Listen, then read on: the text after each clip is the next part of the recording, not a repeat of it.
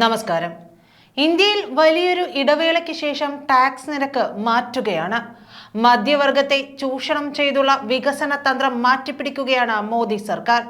മോദി സർക്കാർ അധികാരത്തിലെത്തിയ ശേഷം പണപ്പെരുപ്പം കൂടി, രൂപയുടെ മൂല്യം കുറഞ്ഞു, വിലക്കയറ്റം ഉയർന്നു. പക്ഷേ ഇതിന്റെ ഗുണം നികുതിയിൽ മധ്യവർഗത്തിന് കിട്ടിയതുമില്ല. കേരളത്തിൽ 1000 രൂപയ്ക്ക് മുകളിൽ ഏത് ജോലിക്ക് പോയാലും കിട്ടും. അങ്ങനെ വരുമ്പോൾ കള്ളം കാട്ടിയില്ലെങ്കിൽ എല്ലാ ആളുകളും നികുതി നൽകേണ്ട അവസ്ഥയായിരുന്നു ഉണ്ടായിരുന്നത്. സങ്കീർണതകളെല്ലാം പരിഹരിച്ചാണ് പ്രഖ്യാപനം. 12 ലക്ഷം വരുമാനമുള്ളവർക്ക് ഇനി നികുതി അടക്കേണ്ടതില്ല. 75,000 രൂപയുടെ റിബേറ്റുമുണ്ട്. അതായത് മധ്യവർഗത്തിന്റെ കയ്യിലേക്ക് പണം എത്തിക്കാനാണ് നീക്കം. ഇത് എല്ലാ അർത്ഥത്തിലും ഒരു കോമൺ മാന് ലോട്ടറിയാണ് എന്ന് തന്നെ പറയാം. അതായത് ഒരു സാധാരണക്കാരന് ലോട്ടറിയാണ്. 2024 ചെയ്ത പിഴവ് തിരിച്ചറിഞ്ഞ് തിരുത്തുകയാണ് മോദി എന്ന് വേണമെങ്കിൽ പറയാം.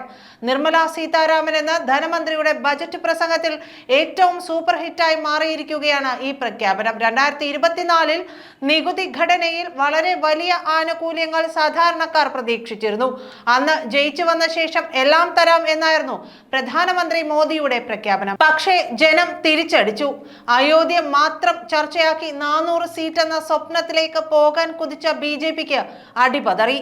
BJPക്ക് കേവല ഭൂരിപക്ഷം കിട്ടിയില്ല. വീണ്ടും രാജ്യത്ത് മുന്നണി ഭരണത്തിലെത്തി. ഈ പാളിച്ചയിൽ പാഠം പഠിച്ച വീണ്ടും ജനപ്രിയ പ്രഖ്യാപനത്തിലേക്ക് മോദി സർക്കാർ പോവുകയാണ്. ആദായ നികുതി പരിധി 12 ലക്ഷമാക്കി ഉയർത്തിക്കൊണ്ട് കേന്ദ്ര ബജറ്റിലെ വമ്പൻ പ്രഖ്യാപനമാണ് നിർമ്മല നടത്തിയത്. ആദായ നികുതി സ്ലാബ് നിലവിൽ വന്നതിനു ശേഷമുള്ള ഏറ്റവും വലിയ ഇളവാണ് ധനമന്ത്രി ഇപ്പോൾ പ്രഖ്യാപിച്ചിരിക്കുന്നത്.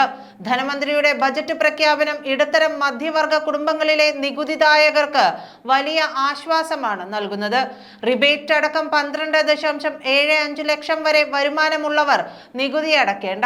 ഇതുപ്രകാരമുള്ള പുതിയ നികുതി സ്ലാബ് ധനമന്ത്രി പ്രഖ്യാപിച്ചു. 12 ലക്ഷം രൂപ വരെ വരുമാനമുള്ളവർക്ക് ആദായ നികുതി ഇളവ് നൽകുമ്പോൾ നിലവിൽ 7 ലക്ഷം ആദായ നികുതി പരിധി എന്നതാണ് വസ്തുത. ആഗോളതലത്തിലെ രാഷ്ട്രീയ സാമ്പത്തിക അനിശ്ചിതത്വങ്ങൾക്കിടയിലും ഇന്ത്യൻ സമ്പദ് വ്യവസ്ഥ ശക്തമായ പ്രകടനം കാഴ്ചവെക്കുന്നതായി സാമ്പത്തിക സർവേ വിശദീകരിച്ചിരുന്നു. കാർഷിക രംഗത്തെ തിരിച്ചുവരവും സർവീസ് മേഖലയിലെ വളർച്ചയും സ്വകാര്യ ഉപഭോഗം വർദ്ധിക്കുന്നതും ഇന്ത്യക്ക് തുണയാകുന്നുണ്ട്. അടിസ്ഥാന സൗകര്യ വികസന മേഖലയിൽ വരും മാസങ്ങളിൽ സർക്കാരിൻ്റെതുൾപ്പെടെ വലിയ നിക്ഷേപം ഉണ്ടാകുമെന്ന പ്രതീക്ഷയും ധനമന്ത്രി നിർമ്മല സീതാരാമൻ പാർലമെന്റിൽ വെച്ച സർവേയിൽ ഉണ്ടായിരുന്നു. ഇത് മനസ്സിൽ വെച്ചാണ് മധ്യവർഗത്തിന് ആനുകൂല്യങ്ങൾ നൽകുന്നത്. വയോജനങ്ങൾക്ക് നികുതി ഇളവ് സംബന്ധിച്ച വൻ പ്രഖ്യാപനവും ബജറ്റിലുണ്ടായി. പ്രായമായവർക്ക് 4 വർഷത്തേക്ക് പുതുക്കിയ റിട്ടേണുകൾ ഫയൽ ചെയ്യാൻ കഴിയും.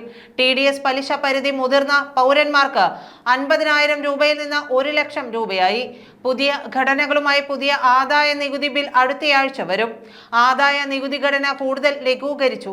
വ്യവഹാരങ്ങൾ പരമാവധി എളുപ്പമാക്കാനാണ് ശ്രമം. TDSന്റെ പരിധി 7 ലക്ഷം രൂപയിൽ നിന്ന് 10 ലക്ഷം രൂപയായി ഉയർത്തിയതും നികുതിദായകർക്ക് ഗുണം ചെയ്യും.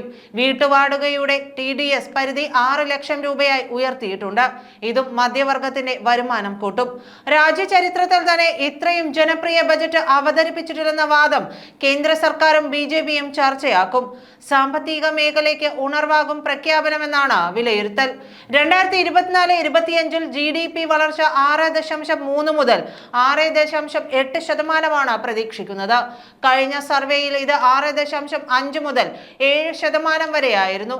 2047 ഇന്ത്യ വികസിത രാജ്യമാവുക എന്ന ലക്ഷ്യത്തിലേക്കുള്ള ദൂരവും സർവേയിൽ സൂചിപ്പിക്കുന്നുണ്ട്. ഇതിനായി അടുത്ത 1-2 ദശാബ്ദം 8% വളർച്ച നിരക്ക് നേടണം.